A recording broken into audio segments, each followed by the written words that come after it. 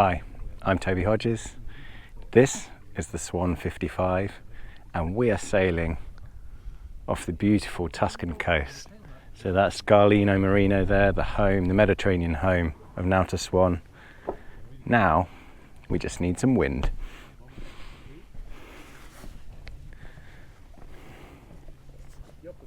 A little bit glassy. So there's Elba off there, and let's hope sometime this afternoon the northwesterlies, which this area loves, kick in and we get to sail this stunning new 55 properly.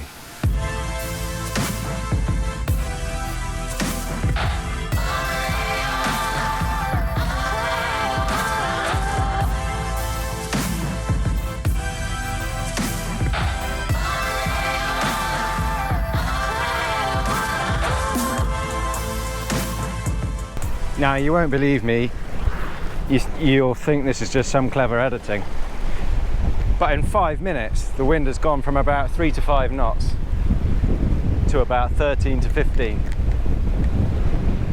It's game on. So you may have seen I did a full walkthrough of this boat at Cannes, and we'll link to that, so I'm not going to concentrate on taking you through a tour of the boat, more about the sailing aspects of it. So this is the same boat we showed at Cannes. A couple of things to note straight away is it has very good sails on it, but it doesn't have the self-tacking standard jib option.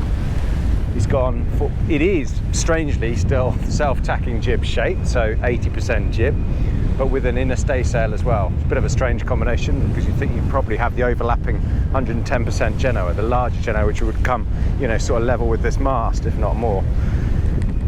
Anyway, straight away feels pretty powerful.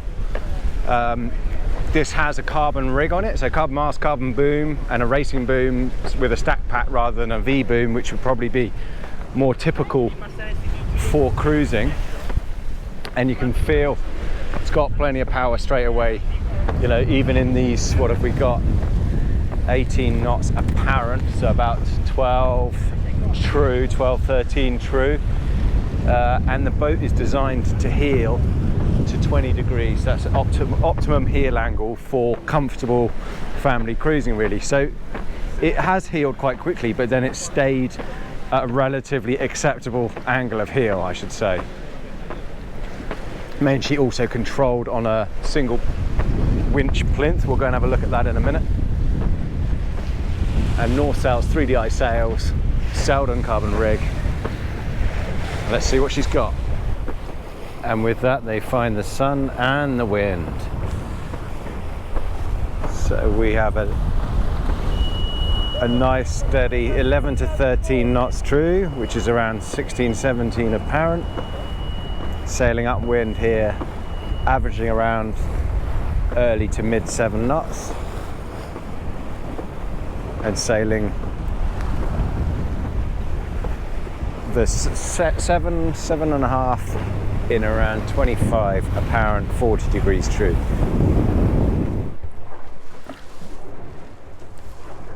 So this is upwind, under sail, in the forward cabin here. Good degree of heel on. A couple of things I want to show you here is just how quiet it is.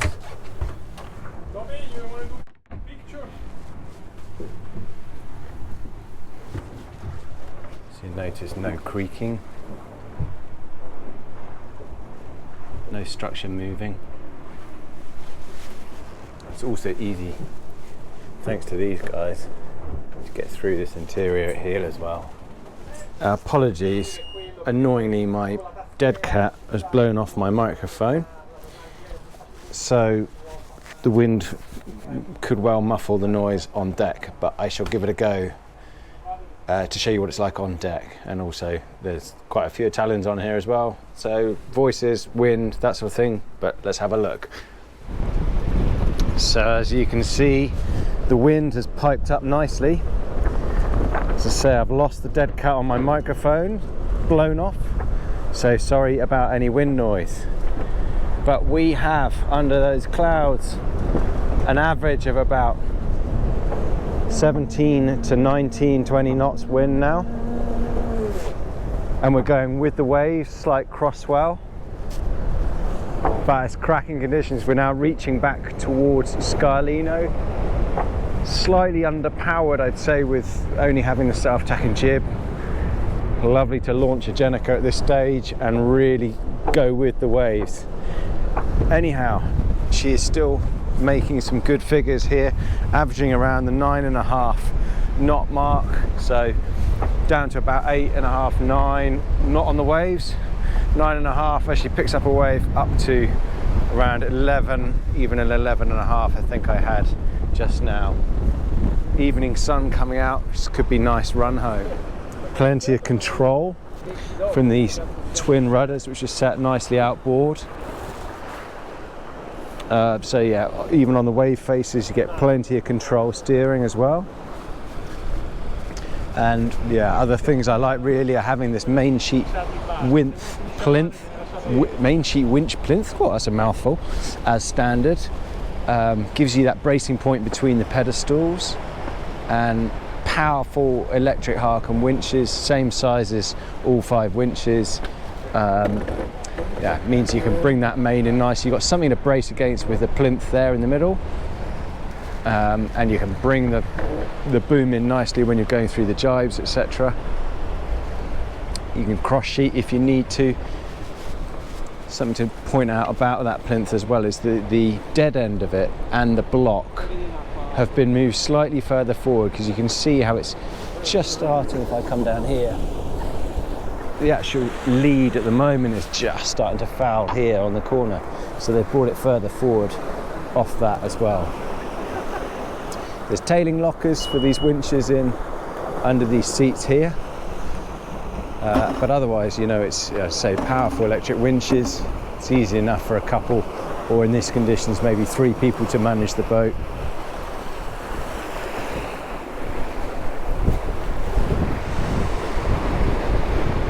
You can probably see from here the shape of the boat.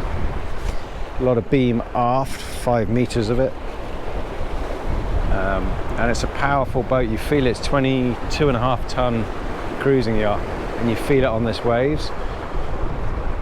But yeah, there's a lot of power there. So the steering is chain, Jeffer steering, chain there down to wire and across the quadrants. You can also see again from this angle how easy it is to control the main from the steering position equally, to let off a sheet either side on the winch as well. All nicely within reach. So the coaming, you see how it widens there, comes right the way off. Now that brings a few benefits. Firstly, you have room to mount 6 clutches each side. Nice wide there. You get a step over into the cockpit, and it's also brought right aft here, so when you are seated as a helmsman you get the protection from the water on the deck.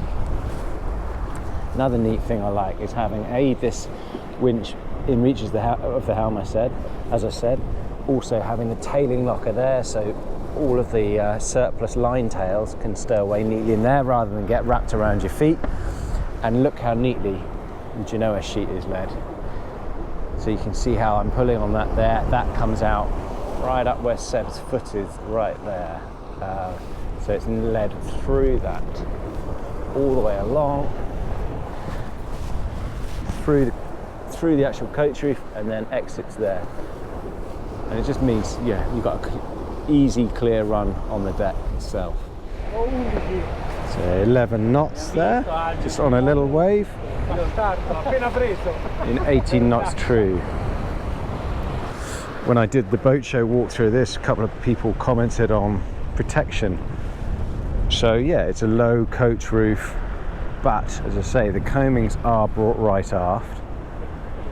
The cockpit itself is massive. I think it's the same size as the 58. But what you're not seeing here, or I think at the boat show, is that, yeah, there's a big old well for a big spray hood there. The panels of which can remove to get ventilation through them, through the front, and the spray hood links with the bimini. So that would cover this whole area there, and there's also the option to have a boom awning to cover the whole of this coach roof area. Granted, the one area you're not going to get protection, sun protection, is at the helm itself. But I don't know many aft helm boats that would be able to do that. It is an open transom as well, but you need that to have this beach terrace design, which you'll see on the walkthrough, or I might try and show a picture of here. So that part of the push pit, sorry, clicks into there, and the whole of this transom opens out. But having three, triple height guardrail there does offer some measure of security and bracing for an open transom boat. So I wanted to point out a few features that may have changed since this #1 boat was built, and a few things I liked having sailed it as well. But starting up here at the bow, they wanted a nice big sail locker, and also keeping the chain out of the stem head. So the chain is brought pretty much as far aft as you can this side of the watertight bulkhead, and you can still get 100 meters of chain in there, 10mm chain. What they've done though is you can see how this one has quite narrow access. It's quite a compact access because you have the windlass there and the gas locker further forward of it. So they've brought that gas locker aft to this bulkhead and made that a long opening into the sail locker, which means you get the full benefit of that deep and long sail locker for stowing furling sails, which in this day and age is what you need, because you won't have that big obstacle in there. So you can get these long sausage shaped sails in there. And as you can see, it's a nice deep tidy sail locker as well for warps and fenders as well. Below the forward part of the cockpit here, remembering you have the access through those twin tables, below this forward hatch in the cockpit is space for an 8-man life raft. You'll also note how much room there is going forward. It's a really long companionway with a shallow descent, curved steps, so it's easy to walk down without holding on when not at heel. Good grab handles each side, and then there's grab handles moving forward into the boat.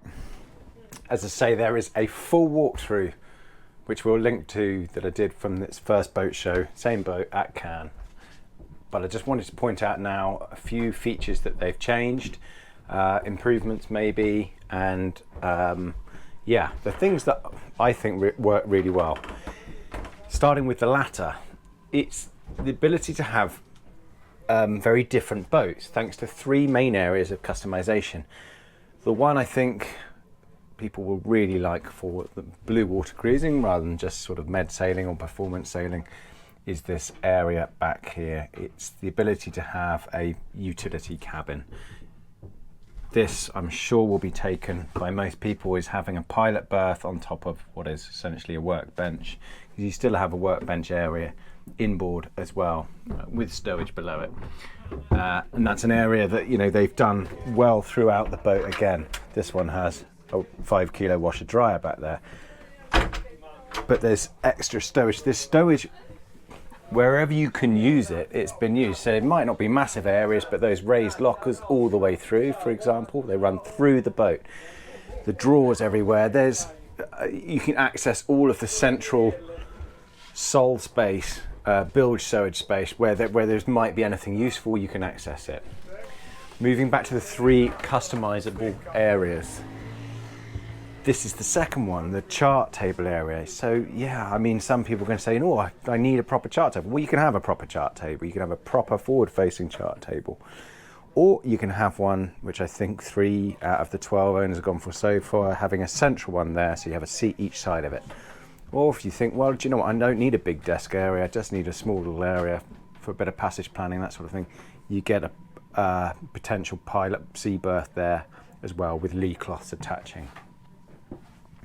And then the third main area that you can change, and when I say 3 areas to change, it means that Swan don't have to play with layouts to do, too much customization to suit lots of different individual needs if they offer these 3 areas like it is. So this is the standard, to have a guest cabin here with a double berth in it, or or you can have a Pullman berth in there, or you get rid of this whole bulkhead area and totally open up this cabin.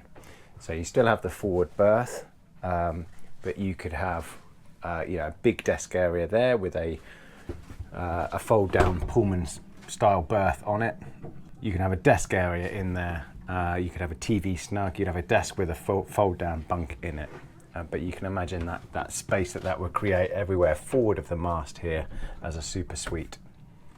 Whilst we're up here, I really like having this separate shower stall area here. So you still have an interlocking door into the heads, but it means that there's not only this forward cabin and the owner's cabin share this heads and shower area. It just means that those in the aft cabin as well can come in here, have a proper stand-up shower.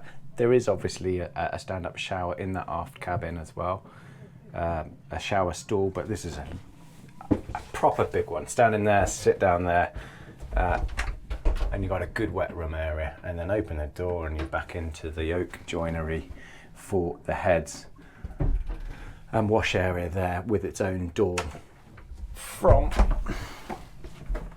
the forward cabin. So the owner's cabin does have its own ensuite access into there.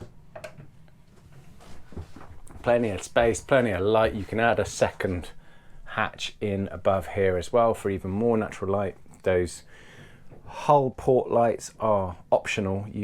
As standard, it comes with one set in the center of the boat. This has them forward and it has them aft.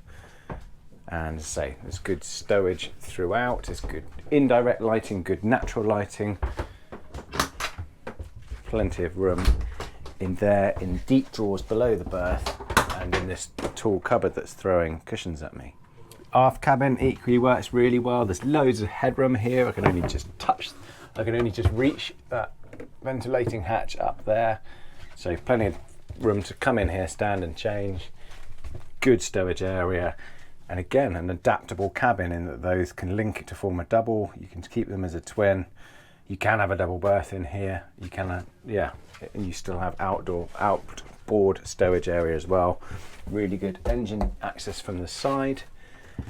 And you can have separate private access from this cabin into this heads area. So there's a day heads like that, but you still get narrow entrance, but you still get a proper shower stall in here as well, with hanging area in that locker there.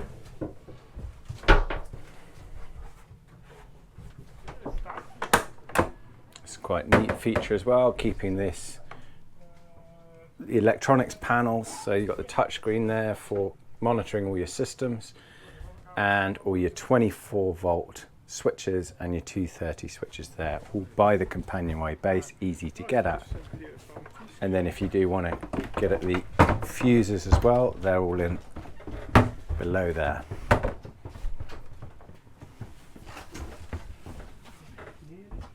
So all individually numbered, labelled, very tidily installed as well, with your battery switches below.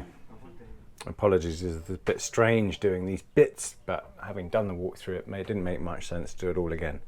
So some more bits I like. This L-shaped format of this galley, having this inboard work surface double sink area, it means that you get both side to side bracing working in here and fore and aft standing here.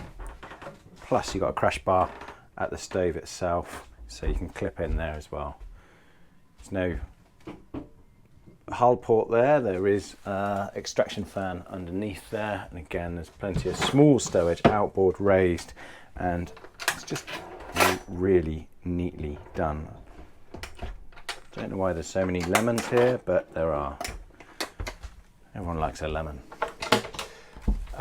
Yeah, look at that. Proper wine glasses, crockery stowage as well. This one has got a big dishwasher in there as well. So you can imagine there'd be loads of stowage space without that. It's only a small bin area. Small single bin below that. But otherwise, yeah, lots of stowage where you need it. Good working galley area. It's a good sized saloon as well, so you can sit with these director's chairs. You sit 8 around that table. The reason it's a small looking table is because it flips over to double inside.